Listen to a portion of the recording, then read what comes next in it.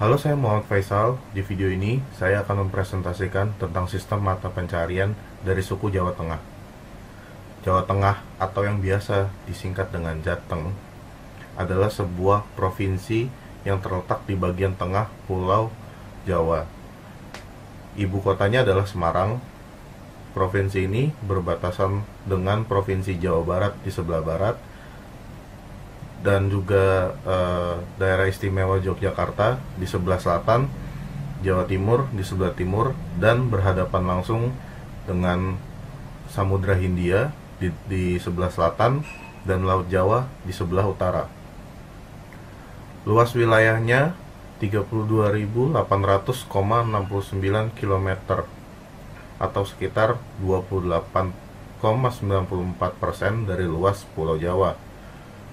Provinsi Jawa Tengah meliputi Pulau Nusa Kambangan di sebelah selatan dekat perbatasan dengan Jawa Barat, serta Kepulauan Karimun Jawa di Laut Jawa. Penduduk Jawa Tengah berdasarkan Badan Pusat Statistik Nasional tahun 2020 berjumlah 34,718,204 jiwa dengan kepadatan 1,58,46 jiwa. Pada umumnya, orang-orang di sana memiliki mata pencaharian pada segala bidang. Ada yang di administrasi negara dan kemiliteran, yang memang didominasi oleh orang dari Jawa Tengah. Selain itu, mereka bekerja pada sektor pelayanan umum, pertukangan, perdagangan, dan pertanian, juga perkebunan. Sektor pertanian dan perkebunan mungkin salah satu yang paling menonjol dibandingkan mata pencarian lain. Karena seperti yang kita tahu, baik Jawa Tengah ataupun Jawa Timur, banyak sekali lahan-lahan pertanian yang beberapa cukup dikenal. Karena memang berperan besar dalam memasok kebutuhan nasional seperti padi, tebu, dan juga kapas. 1. Pertanian. Pertanian merupakan usaha pengolahan tanah untuk pembudidayaan tanaman pangan. Indonesia yang merupakan negara agraris mengandalkan sektor pertanian sebagai mata pencarian utamanya. Sistem bercocok tanam muncul melalui suatu proses. Sebagai bukti dapat dilihat dari kesederhanaan bentuk alat-alat yang digunakan, cara menanam, dan jenis tanaman yang ditanam. Hal ini dilakukan secara turun-menurun untuk masyarakat yang hidup dari pertanian. Pertanian sendiri sudah dikenal kurang lebih dari 10.000 tahun yang lalu. Adapun alat-alat pertanian yaitu seperti alat bajak sawah, caping, dan juga sabit. Beberapa komoditas unggulan dari Jawa Tengah seperti tebu, tembakau, kopi robusta, kopi arabica, cengkeh, karet, dan kelapa. Ada pula kedelai asli Kabupaten Grobogan yang kualitasnya tidak kalah bersaing dengan kedelai dari Amerika. 2. Nelayan. Negara kita kaya akan potensi perikanan.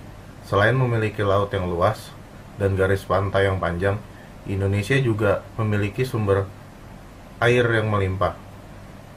Semua potensi tersebut dapat digunakan untuk mendukung sektor perikanan, sehingga dalam hal ini mayoritas masyarakat di Indonesia, termasuk masyarakat Jawa Tengah, banyak yang bekerja sebagai nelayan. Kehidupan nelayan merupakan kehidupan yang keras dan berat. Kepada laut hidupnya digantungkan. Nelayan identik erat dengan laut. Mereka melaut pada sore hari bersamaan dengan angin darat dan pulang di pagi hari bersamaan dengan angin laut. Nelayan harus menguasai ilmu perbintangan, iklim, cuaca, arah angin, dan kondisi perairan sebelum melaut. Menjadi nelayan bukanlah persoalan mudah. Secara tradisional, nelayan biasanya menggunakan perahu-perahu kecil dalam melakukan pekerjaannya. Nelayan juga memerlukan suatu alat bantu untuk menangkap ikan.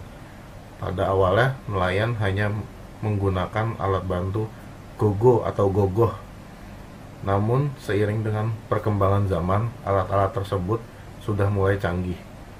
Ada berbagai macam peralatan yang digunakan, contoh seperti pancing, jala, sero, wuwu, kepis, seser, ajuk, anlo, bagan, dan ental. Selain petani dan layan, ada juga mata pencaharian lainnya bagi suku Jawa Tengah, yaitu membuat keris. Keris merupakan karya adiluhur nenek moyang bangsa Indonesia. Telah lekat dalam alam pikiran serta kehidupan masyarakat Indonesia.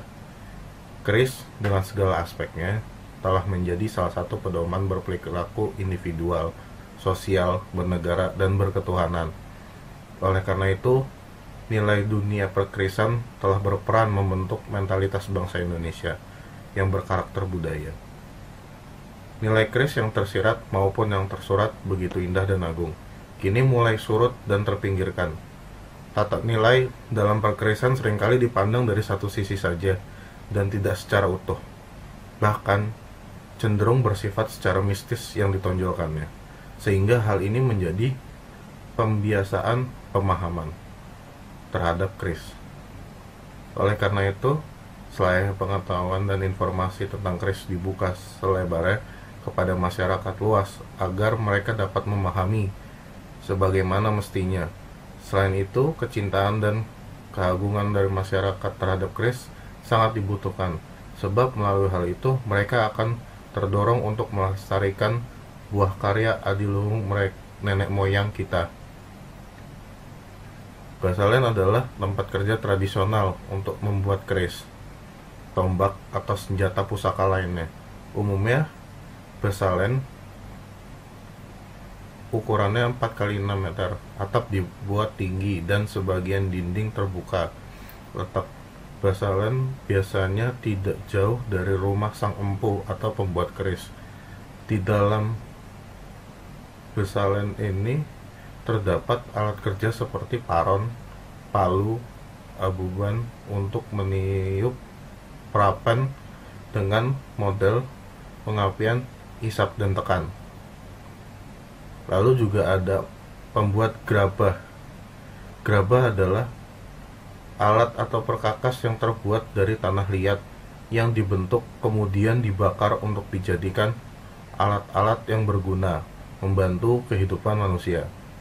Gerabah telah diperkirakan ada sejak masa prasejarah, tepatnya setelah manusia hidup menetap dan mulai bercocok tanam.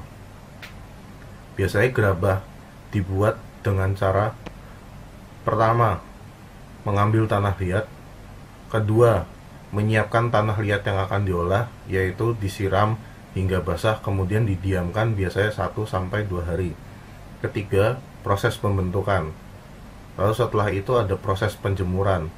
Setelah proses penjemuran ada proses pembakaran, dan yang terakhir adalah proses penyempurnaan.